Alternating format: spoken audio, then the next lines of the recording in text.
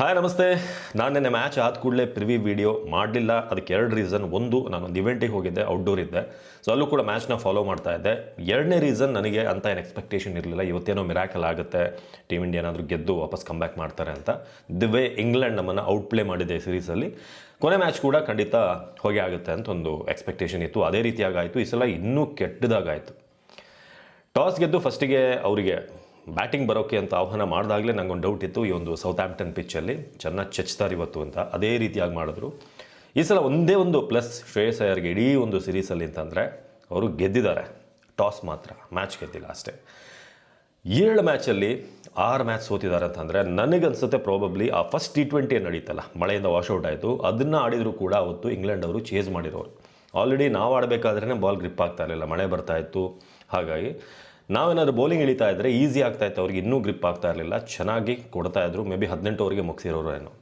So 5-0 ಆಗೋದು ಮಳೆಯ ಕಾರಣದಿಂದ 4-0ಗೆ ಈಗ ನಿಂತಿದೆ. But white wash is a white wash.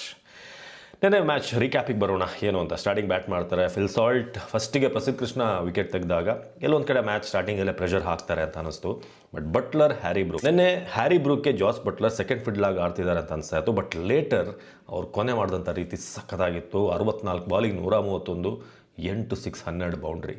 ಇನ್ನು ಹ್ಯಾರಿ ಬ್ರೂಕ್ ಇಡೀ ಒಂದು ಈ T20 ಸೀರೀಸಲ್ಲಿ ನೋಡಿದಾಗ ಒಳ್ಳೆ ಟಚ್ಚಲ್ಲೇ ಇದ್ದರು. ನಿಮಗೆ ಸೆಕೆಂಡ್ T20 ಕೂಡ ಒಳ್ಳೆ ಓಪನಿಂಗ್, ಒಂದು 31 ವಿತಿನ್ ಒಂದು 13-14 ಬಾಲ್ಸಲ್ಲಿ ಗಳಿಸ್ತಾರೆ. ಲಾಸ್ಟ್ ಮ್ಯಾಚ್ ಅಂತೂ ಸಕ್ಕದಾಗಿ ಆಡಿದ್ರು, ಒಳ್ಳೊಳ್ಳೆ ಶಾಟ್ಗಳು ನಾನು ವೀಡಿಯೋಲೇ ಹೇಳಿದ್ದೆ. ಆದರೆ ನಿನ್ನೆ ಮತ್ತೆ ತನ್ನ ಕ್ಯಾಲಿಬರ್ ಏನು, ಯಾಕೆ ಫ್ಯೂಚರ್ನ ಒಂದು ಬಿಗ್ ಪ್ಲೇಯರ್ ಅಂತ ಅವ್ರನ್ನ ಕನ್ಸಿಡರ್ ಮಾಡ್ತಾ ಇದೆ ಇಂಗ್ಲೆಂಡ್ ಅಥವಾ ವರ್ಲ್ಡ್ ಕ್ರಿಕೆಟ್, ಅದಕ್ಕೆ ನಿನ್ನೆ ಪ್ರೂಫ್ ಇದೆ. 45 ಬಾಲಿಗೆ 95, 4 boundary, 8 sixer, 211 strike rate. Jacob Bethell ನಿನ್ನೆ ಹೆಚ್ಚೇನು ಮಾಡೋಕ್ಕಾಗಲಿಲ್ಲ. ವಿಲ್ ಜಾಕ್ಸ್ ಕೊನೆಗೆ ಬಂದು 2 ಬಾಲಿಗೆ 7 ರನ್. ಓವರಾಲ್ 257 ಅನ್ನೊಂದು ಮ್ಯಾಮಾತ್ ಟೋಟಲ್. ನಿನ್ನೆ ನನಗೆ ಆಶ್ಚರ್ಯ ಏನು ಅಂತಂದರೆ, ನಮ್ಮ ಬೌಲಿಂಗ್ ಇದರಲ್ಲಿ ಪ್ರಸಿದ್ಧ ಕೃಷ್ಣ ಇಂಥ ಒಂದು ರನ್ ಫೀಸ್ಟ್ ಪಿಚ್ಚಲ್ಲಿ ಹೇಗೆ 4 ಓವರಿಗೆ 38 ರನ್, 1 ವಿಕೆಟ್ ಅಂತ. ಯಾಕಂತಂದರೆ ಎಲ್ಲರ ಬೌಲ್ ನಡಿಬೇಕಾದ್ರೆ ಪ್ರಸಿದ್ಧ ಒಂದು ಬೇರೆ ರೂಟಲ್ಲೇ ಹೋಗ್ತಾಯಿದ್ರು, 4 ಓವರಿಗೆ 54, 60. ಬಟ್ ನಿನ್ನೆ ಪ್ರಿನ್ಸ್ ಯಾದವ್ 4 ಓವರಿಗೆ 60 ರನ್ ಹೊಡೆಸ್ಕೋತಾರೆ. ಅಕ್ಷರ್ ಪಟೇಲ್ 4 ಓವರಿಗೆ 63. ಅವರಿಗೆ ಕ್ಲೂನೇ ಇರಲಿಲ್ಲ ಅಕ್ಷರ್ ಪಟೇಲ್ಗೆ. ಬಟ್ಲರ್ಗೆ ಎಲ್ಲಿ ಹಾಕಿದ್ರು ಕೂಡ ಹೊಡಿತಿದ್ರು, ಬ್ರೂಕ್ ಕೂಡ. ಇನ್ನು ಪ್ರಿನ್ಸ್ ಯಾದವ್ ಅವರೇನು ಹಾರ್ಡ್ಲಿ ಈಗ 3-4 ಮ್ಯಾಚ್ ಓಡಿದ್ದಾರೆ ಅವರು, ಸೊ ಇನ್ನೂ ಕಲಿಯೋ ಹಂತ. ಬಟ್ ಅಕ್ಷರ್ ಪಟೇಲ್ ತುಂಬ ಸೀನಿಯರ್ ಇರೋರು, ಅಂಥವರೇ 4 ಓವರಿಗೆ 63 ಕೊಟ್ಟಿದ್ದಾರೆ ಅಂತಂದರೆ ಪ್ರಿನ್ಸ್ ಯಾದವ್ದೇನು ಆಶ್ಚರ್ಯ ಆಗಲಿಲ್ಲ ನನಗೆ. ಬಟ್ ನಮಗೇನು ಪ್ರಾಬ್ಲಮ್ ಏನಿದೆ ಅಂತಂದರೆ, ನಿಮಗೆ 5ನೇ ಬೌಲರ್ ಯಾರು? ಡ್ಯೂ ಟ್ರಸ್ಟ್ ಶಿವಮ್ ದುಬೆ ಐರ್ಲೆಂಡಲ್ಲೂ ಚೆನ್ನಾಗಿ ಮಾಡಿದರು. ಇಂಗ್ಲೆಂಡಲ್ಲಿ ಇನಿಷಿಯಲಿಂದನೇ ಅವ್ರನ್ನ ಬ್ಯಾಕ್ ಮಾಡಲಿಲ್ಲ, ಬೌಲಿಂಗ್ ಜಾಸ್ತಿ ಕೊಡಲಿಲ್ಲ ಅವ್ರಿಗೆ. So 1 ಓವರ್ಗೆ 22 run. ಬಟ್ ಏನಂತಂದರೆ 2 ವಿಕೆಟ್ ಸಿಕ್ತು ಅವ್ರಿಗೆ. ಅಂದರೆ ಆಲ್ಮೋಸ್ಟ್ ಎಂಡ್ ಅದು. ಎಲ್ಲರೂ ಕೂಡ ಬಿಗ್ ಶಾಟ್ಸ್ಗೆ ಹೋಗ್ತಾಯಿದ್ರು. ಅದೇನು ಶಿವಮ್ ದುಬೆ ಕ್ರೆಡಿಟಿಂದ ಬಂದಿರೋ ಅಥವಾ ಅವ್ರ ಎಫರ್ಟಿಂದ ಹೆಚ್ಚಾಗಿ ಬಂದಿರೋ ವಿಕೆಟ್, ಸ್ಕಿಲ್ಲಿಂದ ಅಂತ ಹೇಳೋಕ್ಕಾಗಲ್ಲ. ಬಟ್ ಶ್ರೇಯಾನ್ಸ್ ಶೇಡ್ಗೆ 3 ಓವರ್ಗೆ 39 ರನ್. ಹಾಗೆ ಶಿವಮ್ ದುಬೆ ಅವರ 1 ಓವರ್, ಎರಡೂ ಕೂಡ ಸೇರಿಸಿದ್ರೆ ಆಲ್ಮೋಸ್ಟ್ ಅದು ಕೂಡ 61 ರನ್ ಆಗುತ್ತೆ. ಅಲ್ಲಿಗೆ ನಿನ್ನೆ 3 ಬೌಲರ್ಗಳು ಕೊಟ್ಟಂಗೆ 60+. ನಾನಂತೂ ನೋಡಿಲ್ಲ T20 ಫಾರ್ಮ್ಯಾಟಲ್ಲಿ 3 ಬೌಲರ್ಗಳು. ನನ್ನ ಶೇಡ್ಗೆ ದುಬೆ ಸೇರಿಸಿ 3 ಬೌಲರ್ ಅಂತ ಹೇಳ್ತಾ ಇದ್ದೀನಿ.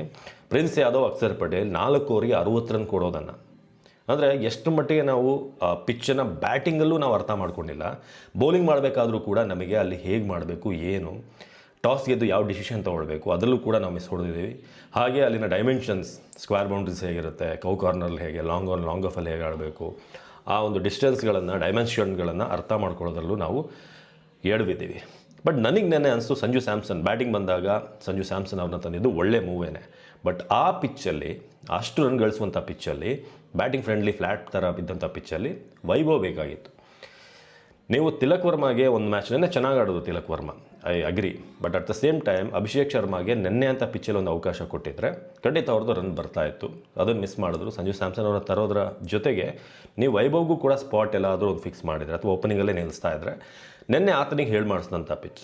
ಹಾಗಂತ ಹೇಳಿ ಬರೀ ಫ್ಲ್ಯಾಟ್ ಪಿಚ್ಚಲ್ಲೇ ವೈಭವ್ಗೆ ಅವಕಾಶ ಕೊಡೋದಾ? ಅದು ಕೂಡ ಒಳ್ಳೆ ಬೆಳವಣಿಗೆ ಅಲ್ಲ. ಆತ ಚಾಲೆಂಜ್ ಇರುವಂಥ ಎಕ್ಸ್ಟ್ರಾ ಬೌನ್ಸ್ ಪಿಚ್ಚಲ್ಲೂ ಕೂಡ ಆಡಬೇಕು, ಅಲ್ಲಿ ಆಡಿ ತೋರಿಸ್ಬೇಕು. ಹೌದು, ನಾನು ಬರೀ ಫ್ಲ್ಯಾಟ್ ಪಿಚ್ಚಲ್ಲಿ ಹೊಡೆಯೋನಲ್ಲ, ಇಂಥ ವೇರಿಯೇಷನ್ ಇರುವಂಥ ಪಿಚ್ಗಳದ್ದು ಕೂಡ ನಾನು ಆಡ್ತೀನಿ ಅಂತ.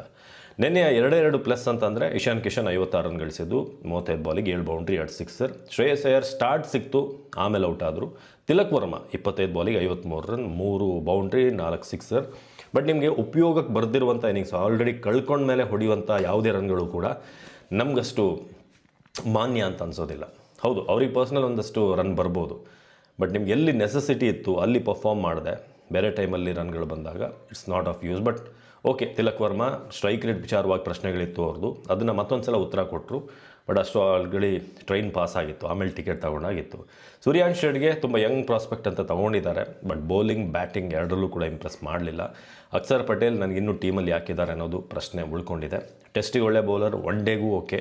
T20ಗೆ we must think ahead of Akshar Patel. ಬಹುಶಃ ಕುಲ್ದೀಪ್ ಅವ್ರನ್ನ ಈ ಒಂದು ಸೀರೀಸಲ್ಲಿ ಆಡಿಸಿದ್ರೆ ಮೋರ್ ಎಫೆಕ್ಟಿವ್ ಆಗಿರೋರು. ಯಾಕಂದರೆ ಅಕ್ಷರ್ ಪಟೇಲ್ ಯಾವತ್ತೂ ಕೂಡ ಈ ಸೆಕೆಂಡ್ ಫಿಡಲ್ ಸ್ಪಿನ್ನರ್ ಆಗಿ ಅವ್ರು ಬಂದಂಥವ್ರು. ಅವ್ರ ಜೊತೆ ಯಾರಾದರೂ ಒಬ್ಬ ಮೇಯ್ನ್ ಲೀಡ್ ಸ್ಪಿನ್ನರ್ ಇರಬೇಕು. ವರುಣ್ ಚಕ್ರವರ್ತಿ ಅಂತವರು ಅಥವಾ ಕುಲ್ದೀಪ್ ಅಂತ ಬೌಲರು. ಟೆಸ್ಟ್ ಅಂತ ಬಂದಾಗ ಅಶ್ವಿನ್ ಅಂತ ಬೌಲರ್ ಇದ್ದಾಗ ಅವರು ಮಾಡಿರೋದಿದೆ. ಸೊ ಈ ಥರದೊಂದು ಸಿನಾರಿಯೋ ನಾವು ಥಿಂಕ್ ಮಾಡಬೇಕಾದಂಥ ಏರಿಯಾಗಳು ತುಂಬ. ಈ ಎರಡೂ ಸೀರೀಸಿಂದ ಪಾಠ ಕಲ್ತಿದ್ದೀವಿ. ಬರೀ ಹೊಡಿ ಆಟಗಾರರು ಸ್ಲ್ಯಾಶ್ ಮಾಡುವಂಥ ಪ್ಲೇಯರ್ಸ್ಗಳನ್ನು ತೊಗೊಂಡ್ರೆ ಆಗಲ್ಲ. ಇಂಥದ್ರಲ್ಲಿ ಶೀಟ್ ಆ್ಯಂಕರ್ ರೋಲ್ ಮಾಡುವಂಥ ಪ್ಲೇಯರ್ಗಳು ಕೂಡ ಬೇಕು ಅಂತ. ಹಿಂದಿನ ಹಳೆ ಟೀಮಲ್ಲಿ ನಾನು ನೋಡ್ತಾ ಇದ್ದೆ 2022 ಅದರಲ್ಲಿ Bhuvneshwar man of the series ಆಗ್ತಾರೆ. ಅದರಲ್ಲಿ ಮಿಕ್ಸ್ಚರ್ ಇತ್ತು. ರೋಹಿತ್ ಶರ್ಮಾ ಇದ್ದರು, ಅವ್ರ ಜೊತೆ ಕೆಲವು ಮ್ಯಾಚಲ್ಲಿ ರಿಷಬ್ ಪಂತ್ ಓಪನಿಂಗ್ ಬಂದಿದ್ದಾರೆ, ಅವ್ರ ಜೊತೆ ಅದಾದಮೇಲೆ ವಿರಾಟ್ ಕೊಹ್ಲಿ ಬಂದಿರೋದಿದೆ, ಹಾಗೆ DK ಕೂಡ ಟೀಮಲ್ಲಿದ್ದರು. ಸೊ ಇಂಥ ಒಂದಷ್ಟು ಮಿಕ್ಸ್ ಟೀಮ್ ಇತ್ತು. ನನಗೆ ಮೇನ್ಲಿ ಹೇಳ್ತೀನಿ ಟೀಮಲ್ಲಿ ಏನು ಮಿಸ್ ಆಗ್ತಿದೆ ಅಂತಂದರೆ ಹಾರ್ದಿಕ್ ಪಾಂಡ್ಯ ಅಂತ ಒಬ್ಬ ಫಿನಿಷರ್, ಆ ಮಿಡ್ಲಲ್ಲಿ ಒಂದು 4 ಓವರ್ ಬೌಲ್ ಮಾಡುವ, ಹಾಗೆ ಕೊನೆಯದರಲ್ಲಿ ಒಂದು 15 ಬಾಲಿಗೆ 30 ರನ್ ಹೊಡೆಯುವ ಕೆಪಾಸಿಟಿ, 20 ಬಾಲಿಗೆ 45 ರನ್ ಹೊಡೆಯುವಂಥ ಕೆಪಾಸಿಟಿಯ ಪ್ಲೇಯರ್ಸೇ ಇಲ್ಲ. ನಮ್ದು ಆ ಫಿನಿಷಿಂಗ್ ನೋಡಿ, ಶಿವಮ್ ದುಬೆ, ಅಕ್ಷರ್ ಪಟೇಲ್, ವಾಷಿಂಗ್ಟನ್ ಸುಂದರ್, ಶೆಡ್ಗೆ, ಇದು ವರ್ಕ್ ಆಗಲ್ಲ. ನಮಗೆ ಮಿಸ್ ಆಗಿದ್ದೆ ಒಬ್ಬ ಫಿನಿಷರಲ್ಲಿ.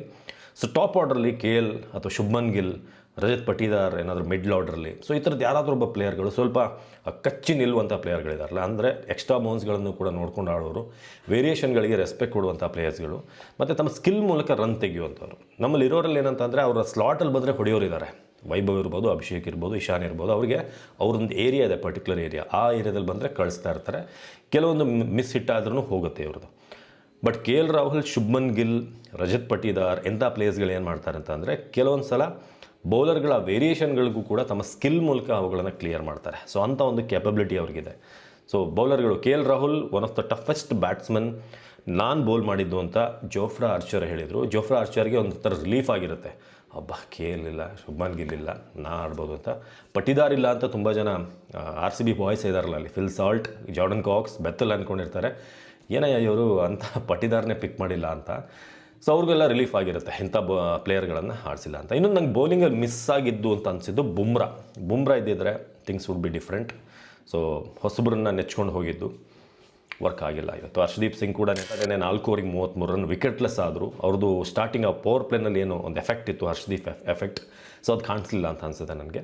ಸೊ ಅವರ ಒಂದಷ್ಟು ಎಕ್ಸ್ಪೀರಿಯನ್ಸ್ ಪ್ಲೇಯರ್ಗಳ ಒಂದು ಕೊರತೆ ಈ ಟೀಮಲ್ಲಿ ಕಾಣಿಸ್ತು ಅಂತ ಅನಿಸ್ತಾ ಇದೆ. ಇನ್ನಷ್ಟು ಡೀಟೇಲ್ ಆಗಿ ನಾನು ಇದ್ರ ಬಗ್ಗೆ ವಿಡಿಯೋ ಮಾಡ್ತೀನಿ. ಸೊ ನೆನ್ನೆ ಮ್ಯಾಚ್ ಬಗ್ಗೆ ನಿಮ್ಮ ಒಪಿನಿಯನನ್ನು ಕಮೆಂಟ್ ಮಾಡಿ. ನಮಸ್ಕಾರ.